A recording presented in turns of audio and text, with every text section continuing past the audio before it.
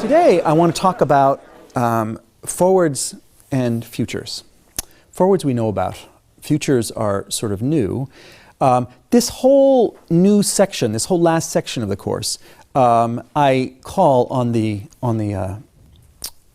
syllabus, banking as advanced clearing. Not advanced, advance. Banking as advanced clearing.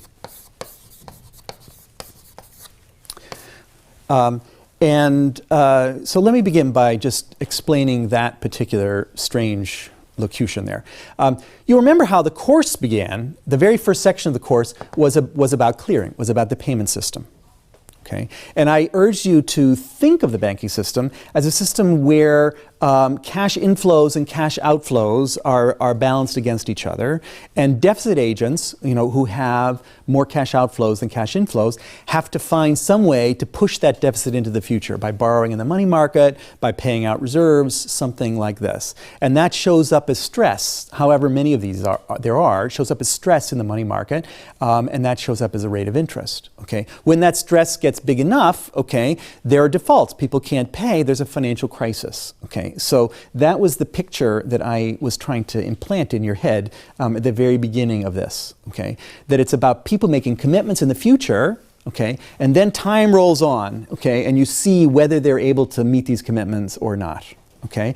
And if they can't, they first kick them farther into the future for a while, okay? And if that doesn't work, then they default and you start all over again. That was the picture.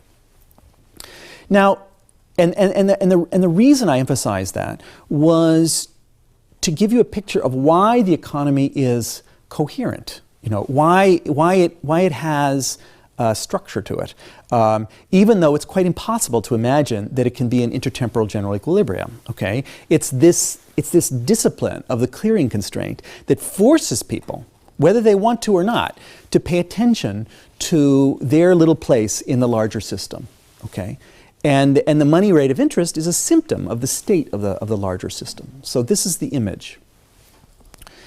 Now, there's another way in which people are forced to pay attention to their role in the system, and that is through forward-looking financial markets, okay, that are always looking into the future and valuing future production. Okay, we were talking a little bit about these capital assets and so forth. So the stock market, but also the bond market, that these are prices that are fluctuating today, and they're supposed to be guiding people's investments and so forth.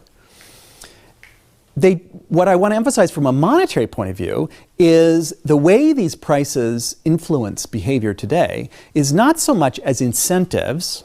They do provide incentives, but because sometimes when these prices change, cash flows happen, okay? And so the survival constraint kicks in, okay? That's what I'm going to be trying to focus on here, ways in which changing expectations about the future cause cash flows today, okay, that influence the survival constraint, okay? So changed expectations or views about the future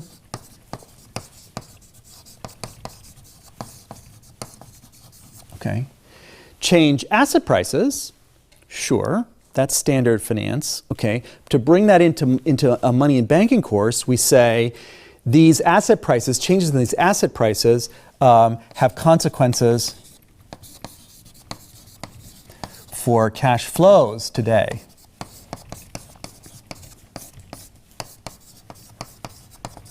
Hence the survival constraint,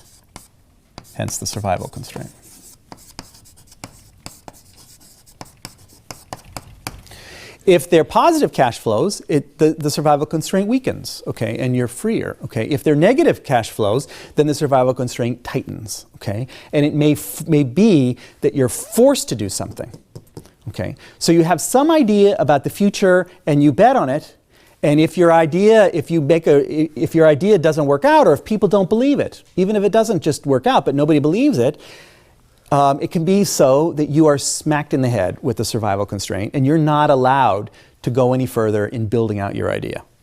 You're prevented from building out your idea. The most important way, not the most important, the most dramatic way you get smacked in the head is that you had a plan. I'm going to build this factory, and I have my first round of funding, and now I go to my investors to get the second round of funding, and they say no. They say no. Or I built it on short-term funding, planning once the factory was there, I was going to issue a bond and get long-term funding. The short-term funding comes to an end, and no one will buy my bonds. Okay, then I'm dead. That's the survival constraint. That's a survival constraint there. But the survival constraint influences behavior not just through dead or alive, okay, that's sort of like financial crisis, right? But also by monkeying with money market prices, with short-term interest rates and things like that, as we're going to see. And so it changes behavior that way too, not just through asset prices, but also money market prices. That's what today's lecture is about.